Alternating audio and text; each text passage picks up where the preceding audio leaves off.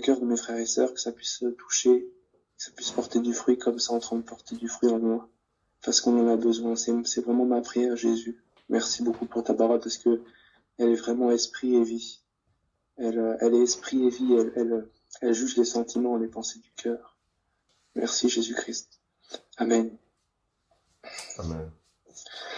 Alors, ces derniers temps, Dieu travaille dans mon cœur par rapport pas à ma vie de foi, pas à mes engagements avec lui, pas à ma pratique, on va dire entre guillemets religieuse, chrétienne, je sais pas, mais par rapport à mon cœur.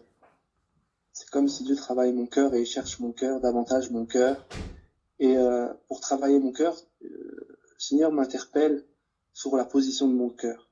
C'est ce que Dieu fait depuis un certain temps et à travers de mon quotidien, je sais pas. Vous savez, quand Dieu vous parle, quand Dieu vous parlez, quand Dieu vous communique un message, c'est comme si peu importe ce que vous voulez faire, il vous parlera d'une manière ou d'une autre. Vous allez regarder un film, il va vous parler avec le film. Vous allez ouvrir un livre, il va vous reparler encore. Vous fermez le livre, vous allez aller dans la rue, il y a un inconnu qui va vous parler. Et puis, quoi qu'il arrive, le Dieu va vous harceler, d'une certaine manière, pas vous harceler, mais il va pas vous lâcher, quoi. Il vous lâche pas. Tant que vous n'avez pas répondu à la question, il vous lâche pas. Et puis, le Seigneur me travaille depuis un certain temps et je me suis rendu compte. Un soir, j'étais comme ça dans le train et j'écoutais un audio, un enseignement. C'est pas important le thème du message et de qui c'était, c'est pas du tout important. Mais un truc qui est important, c'est qu'à un moment donné, le gars a dit comme ça, il a dit, est-ce que Dieu, c'est ta priorité? C'est quoi ta priorité dans la vie? Quelle est ta priorité? Qui est ta priorité? Et je sais pas comment dire, mais quand j'ai entendu ça, c'est comme si ça allait tout droit dans mon cœur. Ça a frappé. Ça a frappé mon cœur. C'est rentré au travers de toutes les défenses intellectuelles là que j'ai, qu'on a tous dans ça s'est faufilé je sais pas où, et ça a touché, et ça a posé la question en fait au fond de moi.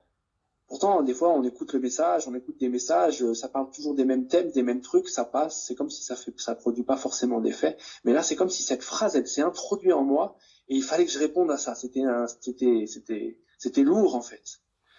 Et en fait, tout au fond de moi, c'est comme si je devais dire non, en fait. Et je devais dire non, j'étais triste, hein, mais au fond de moi, c'est comme si je devais admettre que non. En fait, Dieu, il n'est pas ma priorité. Et ça m'a fait beaucoup de mal. En moi, ça m'a fait comme une tristesse. Mais en même temps, je me suis dit, waouh, Dieu, il veut m'interpeller sur quelque chose. Pourtant, voilà, dans ma vie, j'essaie de faire ce qui est droit, ce qui est juste, ce qui me semble bon. Voilà, je médite la parole de Dieu, je prie, j'essaie de faire ce que Dieu me demande, ou bien j'essaie de faire de mon mieux, avec un cœur sincère en plus. Je suis pas faux de moi inconsciemment, hein, dans ce que je fais, mais c'est comme si là, Dieu me disait en fait, Victor, je suis pas ta priorité. Quelle est ta priorité? Quelle est ta priorité? Donc de la même manière, je vais vous poser aussi la question ce soir, et non pas moi en fait, je crois que c'est Dieu qui vous pose la question, du moins qui vous la repose, parce qu'il a dû vous la poser, et vous la reposer, mais je pense qu'il veut vous reposer cette question ce soir, sinon j'aurais pas à cœur de vous partager ce message-là. Et la question en fait qu'il vous pose, c'est, est-ce que je suis le centre de ta vie? Est-ce que je suis ta priorité? Est-ce que je suis la priorité de ton cœur? Est-ce que je suis au centre de tout dans ta vie? Et moi, j'ai admis que non. Dieu n'est pas ma priorité. Dieu n'est pas ma priorité parce qu'en fait, Dieu me demande de faire certaines choses que je fais pas. Et au fond de mon cœur, c'est comme si c'était moi en fait la priorité. C'était moi qui est prioritaire. Je sais que la vie chrétienne, c'est des étapes. Et vous allez me dire, oh Victor, t'es quand même dur avec toi-même. Tu fais quand même ça, et puis t'as l'air quand même de faire ça, et puis voilà, ça va quand même, quoi. Mais en fait, non, ça va pas. Ça va pas parce que il y a les apparences qu'on se donne à nous-mêmes, il y a l'effet physique, et il y a ce qui se passe au fond du cœur. Et au fond de mon cœur, donc j'ai dû répondre à cette question, et la réponse était non. Et quand j'ai dit non, c'est comme si le Saint-Esprit attestait, non, c'est vrai. Là, t'as été vrai cette fois-ci, Victor. Cette fois-ci, t'as dit la vérité. Et ça s'est passé dans mes pensées comme ça brièvement, et ça m'a touché, ça m'a travaillé. Pendant plusieurs jours comme ça m'a travaillé, j'ai réfléchi à ça, et je me disais mince, Puis j'en ai parlé un peu à ma femme, et puis je réfléchissais, mais je disais, mais pourtant je fais tout ce qu'il faut, j'essaie de faire tout ce qu'il faut, je comprends pas. Et c'est comme si Dieu me montrait qu'en fait, Dieu veut pas que je lise la Bible, ou que je prie, ou que je fasse ci ou ça. Pourtant, ce sont des bonnes choses. Donc ce soir, j'ai envie de vous dire, ce sont des bonnes choses. Toutes ces choses sont des bonnes choses. Mais c'est pas le centre, c'est pas le but. Le but, c'est Dieu. Et en fait, un après-midi comme ça, Dieu me travaillait encore avec cette question auquel j'avais répondu, mais là, c'est comme si je cherchais, voilà, si Dieu il est pas mon centre, c'est qui? C'est moi le centre, mais comment je fais pour que Dieu soit au centre? Pourquoi Dieu il est pas au centre de ma vie? Que je comprends pas. Moi, c'est ce que je veux. Mais il y a l'intellectuel et il y a la vérité. Et Dieu, il n'est pas qu'intellectuel, Dieu, on sait que Dieu, il est esprit. Et en fait, c'est comme si Dieu me remémorait ce qu'il attendait de moi. Et je me suis rendu compte que Dieu vraiment attendait de moi, pour ma part. Et c'est là que je voudrais que personne se trompe ce soir. Je n'encourage personne à faire ce que Dieu m'a demandé de faire. Parce que Dieu nous attend tous quelque part individuellement. Peu importe l'âge où on en est, peu importe notre condition présente, notre âge spirituel et toutes ces choses-là, toutes ces considérations. Je sais que Dieu nous attend quelque part. Et moi, personnellement, Dieu m'appelle à parler aux gens qui sont dans la rue, à leur parler de l'évangile. Voilà. Dieu m'appelle vraiment à ça, encore plus qu'avant. Et en fait, je le fais. De temps en temps, je le faisais.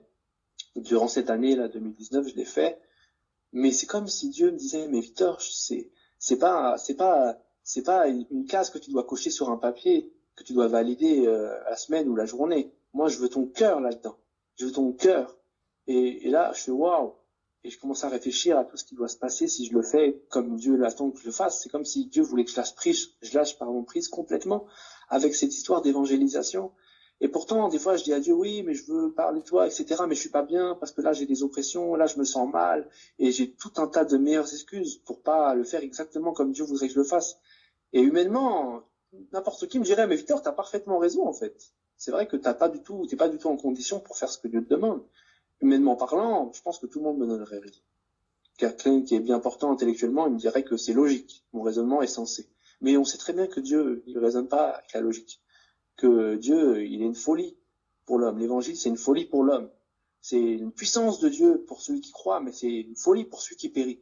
Donc, c'est pas quelque chose de sensé, de logique. Avec Dieu, il faut y aller par la foi. Il faut que nos cœurs soient accrochés à lui, qu'on croit et qu'on y aille. Et en fait, avec ça, je suis pas allé totalement.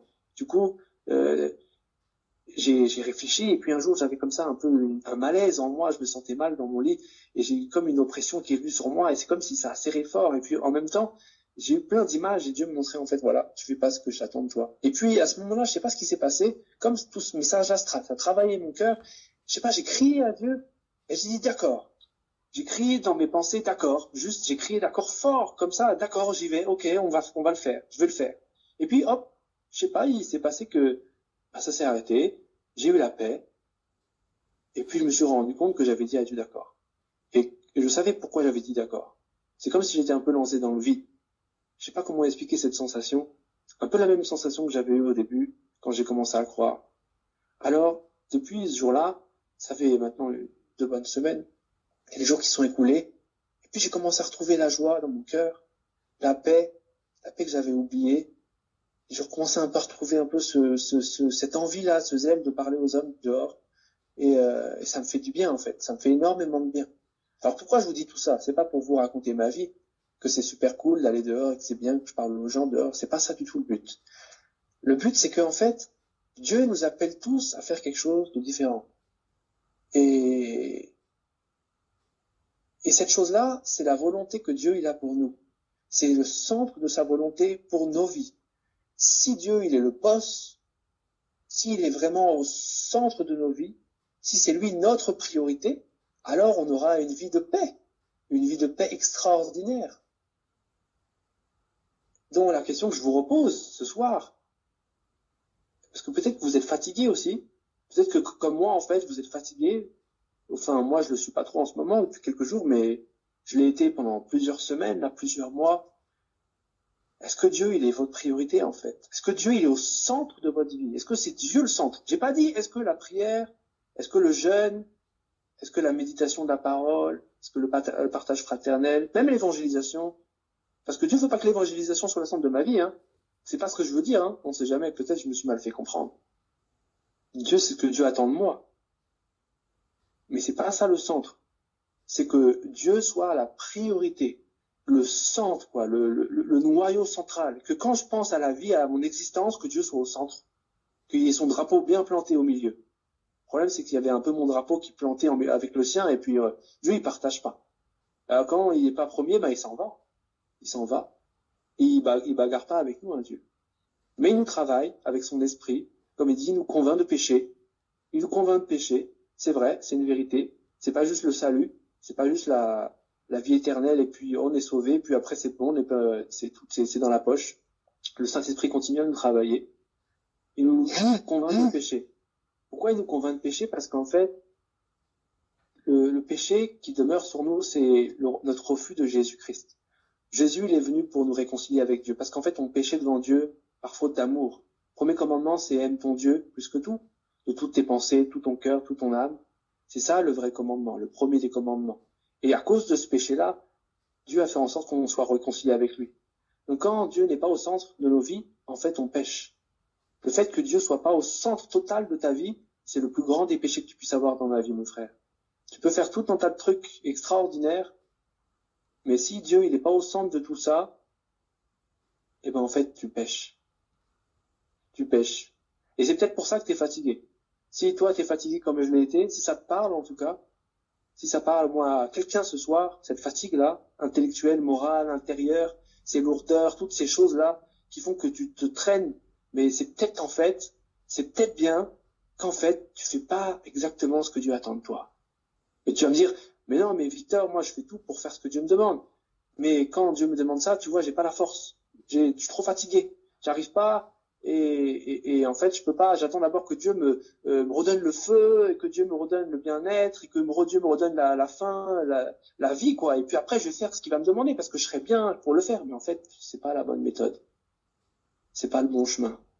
Dieu, c'est l'obéissance. Dieu, une fois que tu as dit oui dans ton cœur, et il le voit. On connaît tous ces passages. Si tu cherches Dieu de tout ton cœur, il se révèle à toi. Si bien que si il se révèle à toi, si tu cherches de tout ton cœur, c'est qu'il est capable de voir dans ton cœur jusqu'à quel point tu touches le fond. Et il est capable de voir jusqu'à quel point tu fais les choses avec ton cœur. C'est comme s'il avait une règle pour mesurer ton cœur, et puis vous pouvez voir millimètre par millimètre jusqu'à quel point quand tu prends une décision, elle est enfoncée là-dedans. Je sais pas comment il fait. D'ailleurs, j'y comprends rien du tout. Mais c'est pas grave. On n'a pas besoin de comprendre. On n'a pas besoin de comprendre comment ça marche. C'est pas important, ça. Des fois, on veut trop comprendre. On veut comprendre comment ça fonctionne. Mais c'est pas une histoire de comprendre.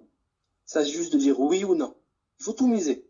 Il faut tout mettre. C'est un peu comme quand, vous savez, dans le passé, j'y joue plus maintenant, ça sert à rien, ces choses-là, mais dans mon passé, je jouais au poker, à des jeux comme ça, des jeux de cartes. Et je sais pas si vous connaissez ça, mais quand on joue au poker, on peut, des fois, de temps en temps, on dit qu'on fait un all-in. En fait, on met toute la mise. On met tout le paquet, on met tout l'argent au centre, et puis on mise tout.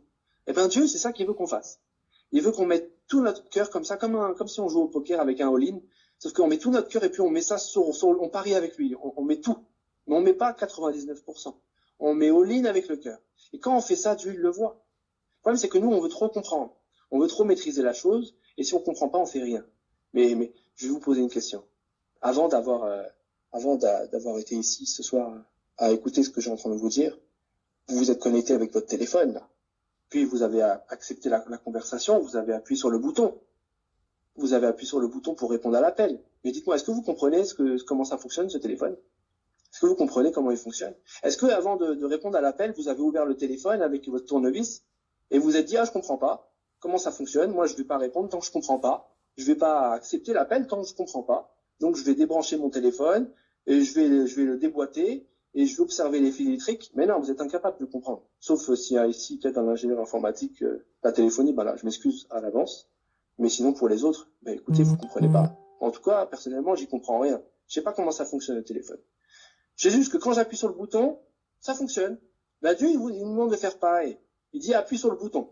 Vas-y, lance-toi. Fais ce que je te demande. Vas-y, tout ton cœur. Et puis ça va fonctionner. Mais nous, on est comme ça, on est buté, on veut comprendre. On se dit, ben non. Tant que je comprends pas, je le ferai pas. Mais en fait, on n'a pas besoin de comprendre. Comme avec le téléphone. Avec le téléphone, vous avez appuyé sur le bouton, et puis ça a fonctionné. Ça a fonctionné. Vous avez pu écouter le message que je suis en train de vous donner en ce moment. Avec Dieu, c'est la même chose. Faut arrêter de raisonner. Faut pas trop raisonner, en fait. Et vous voyez, je vous fais pas la morale parce que je me mets en première ligne. Moi, j'ai beaucoup raisonné. J'ai beaucoup raisonné pendant plusieurs mois par rapport à ça. Donc, c'est pour vous prouver que c'est pas une morale que je vous fais. C'est moi avant tout. Mais vraiment que ça puisse toucher peut-être quelqu'un parce que c'est tellement important. Si on met pas Dieu au centre de nos vies, ça vaut rien. Puis, peut-être que tous les soucis qu'on a, c'est peut-être la preuve aussi que Dieu n'est pas au centre de nos vies. Il y a un passage qui dit, quand Jésus parle, puis on le cite souvent entre nous, ce passage où le Seigneur, dans sa parole, dit que celui qui fait ma volonté, celui qui met ma volonté au centre, celui qui travaille pour mon règne, pour mon royaume, celui-là, en fait, je vais m'occuper de sa vie, je vais m'occuper de ses soucis, il n'aura pas de soucis, il n'aura pas de problème. Je m'occuperai du manger et du boire, c'est marqué, et de toutes ces choses dont on a besoin, toutes ces choses que les hommes sans Dieu recherchent. Il dit, moi, votre Dieu, je m'occupe de ça. Si vous faites ma volonté en premier. Donc, en fait, je me suis posé la question, je me suis dit, oh mince. Mais en fait, quand j'ai des soucis comme ça par rapport à ma vie, c'est la preuve, en fait, que j'ai pas mis Dieu au centre. Donc, si mon frère, ma sœur, si tu te poses toutes ces questions de soucis, là, quotidiennement, par rapport à ta vie, c'est peut-être pas la preuve, justement, que Dieu, il est pas au centre de ta vie. C'est peut-être la preuve que Dieu, il est peut-être pas ta priorité, en fait. Parce que s'il le serait, comment tu peux te faire du souci? Comment on peut se faire du souci? Si Dieu, il est au centre de nos vies, si Dieu, il est vraiment le boss, si tu as placé Dieu comme le centre, le boss, comment tu peux encore te faire du souci dans ta vie? C'est pas compatible. Ou bien on est des fous, ou bien on est des malades mentales. Quelqu'un qui met Dieu au centre de sa vie, qui a encore des soucis, c'est quelqu'un qui est fou. Bon, là, on rentre dans un autre domaine. Mais si on est censé. Donc, si tu te fais trop de soucis, réfléchis un petit peu à ça. Déjà, c'est peut-être la preuve que Dieu, il n'est pas à la bonne place. Moi, c'était pas une histoire de soucis. Personnellement, c'était pas ça qui m'a travaillé. Mais ça peut être peut-être ça pour quelqu'un, ce soir, qui l'interpelle. Mais je reviens à ce que je disais par rapport à la volonté de Dieu. C'est que Dieu, il attend tous de nous quelque chose d'individuel, de personnel. Il a un plan parfait pour chacun. Moi, je vous ai parlé d'évangélisation, mais le but, c'est pas de vous parler de ça. Peut-être que pour quelqu'un d'autre, c'est autre chose. Peut-être que c'est s'occuper des enfants. Je sais pas, moi. Il veut que tu t'occupes des enfants parce que, en fait, peut-être que dans 5 ans, tu vas ouvrir un orphelinat. Et tout un tas de trucs. Mais si tu t'occupes même pas des enfants maintenant, en fait, t'es complètement éliminé. T'es mis de côté. Et parce que Dieu attend ça de toi. Et peut-être que tu te poses la question, mais je peux pas le faire parce que j'ai pas le temps. J'ai pas le temps parce que si, parce que ça, parce que tu raisonnes. Mais au final, donc Dieu, il est pas le boss. Dieu, il est pas le centre. Parce que si Dieu est au centre, t'aurais couru. Parce que si tu fais ce que Dieu te demande, il va s'occuper de tout le reste. Il l'a promis. Donc, soit tu crois pas, soit, en fait, il y a problème. Ou soit il y a une lutte en toi. Je sais pas ce que c'est. Et quand je parle comme ça, c'est à une personne particulièrement, peut-être. C'est pas à tout le monde. Sans doute, certains ont la paix par rapport à ces thèmes ce soir. Et si c'est le cas, vraiment, je bénis Dieu. Parce que mais vous imaginez quelle merveilleuse chose qu'on se rassemblerait comme ça. On se rassemblerait le dimanche et dans le cœur de chacun, Dieu sera au centre. Waouh! J'ai pensé à ça l'autre soir. Je me suis dit, mais attends, Seigneur, t'imagines? Quand t'es au centre de ma vie, j'ai la paix, j'ai la joie. C'est vrai, j'ai retrouvé la paix et la joie. Là, je me balade dans la rue et je sais pas, je me sens bien. J'ai la paix dans mon cœur. C'est comme si j'avais dit, ah oui, à Dieu, d'accord, fais tout ce que tu veux, je suis prêt. Ok, n'importe quoi, je suis prêt là. Et puis depuis que j'ai fait ça, je retrouve un peu ce feu que j'avais au début, les premiers mois de la conversion. Je me rappelle, il y a la sœur Love qui peut témoigner, qui s'en rappellera. Je suis en train de retrouver ce truc-là. Et ça fait du bien, en fait. Je sais pas, tout à l'heure, j'ai fait des courses et puis je voulais dire bonjour à tout le monde. Je voulais dire bonjour à ceux qui rangeaient les rayons. Je sais pas ce qui m'arrive, j'avais envie de dire bonjour à tout le monde. J'avais envie de parler aux gens. Puis je me suis mis à parler sur le chemin à plein de personnes. Et puis, je sais pas, l'autre fois, il y a 2 jours, j'ai dit à ma femme, à 10 heures du matin, chérie, j'ai envie de partir dehors, j'ai envie de parler de Dieu à quelqu'un. Je sais pas ce qui m'arrive. Ça, je le souhaitais depuis plusieurs mois, mais ça se déroulait pas, en fait. Ça se faisait pas comme je voulais. Parce qu'en fait, j'avais oublié de cocher la bonne case au début. La bonne case, c'était Dieu au centre. C'était pas l'évangélisation au centre. C'était que Dieu, il veut être au centre. Il veut que je lui dise d'accord, d'accord, d'accord, fais ce que tu veux. Et puis après, il m'a redonné cette paix-là. Il m'a redonné cette joie-là. Donc peut-être que toi, si tu as perdu la paix, la joie, c'est pas à cause de l'évangélisation. D'accord. C'est autre chose. Mais réfléchis. Moi, je sais pas ce que c'est. Mais au fond de ton cœur, tu le sais. Au fond de ton cœur, Dieu t'a déjà parlé à plusieurs reprises. T'as repris. Tu lui as demandé, est-ce que c'est vraiment ça? Et puis t'as redemandé parce que comme t'es un peu incrédule, tu voulais être sûr que Dieu confirme ce truc-là. Mais au fond, ça revient un petit peu comme ça. Et au fond, tu sais que c'est ça. Tu sais que Dieu te demande ce truc-là. Il veut que tu le fasses. C'est ça qu'il veut. Et quand tu le feras, tu vas retrouver ta paix. T'as pas besoin d'avoir plus de temps pour faire ce que Dieu te demande. T'as pas besoin d'être plus équipé. T'as juste besoin de te lancer, d'accepter, de dire que si le Dieu de l'univers, qui maîtrise tout ici-bas, qui m'a créé moi-même, il veut que je fasse une chose, en fait, je vais juste le faire, puis on verra bien ce qui se passe. J'ai pas besoin de chercher à comprendre. Un peu comme l'histoire du téléphone. Juste lui obéir, mais avec mon cœur. Le placer au centre de ton cœur, au centre de ta vie. Je parle pas de la religion, c'est compris, hein. Je pense que tout le monde l'a compris. Je parle pas d'une vie religieuse. Je parle pas de faire des trucs qui ressemblent à une vie religieuse. Même si on est sincère. Parce que, je suis sincère quand je le fais. Mais, faut que Dieu, il soit au centre. Et quand Dieu, il est vraiment au centre de tout ça, il y a un but qui revient. Il y a cette joie qui revient. Ce que le Seigneur appelle l'amour de ta jeunesse. C'est vrai. C'est la chose la plus importante qu'on puisse avoir. C'est là que tout découle de ça. Que cette communion spirituelle, qu'on puisse retrouver ce besoin de Dieu. Cette faim de Dieu. Que ça coule dans nos cœurs. Comme il dit, ça coulera comme une source d'eau vive. Si ça coule plus depuis longtemps, c'est peut-être qu'en fait Dieu il est plus au centre de ta vie. Donc, fais attention, rappelle-toi de tout ça, réfléchis. Prends ton temps.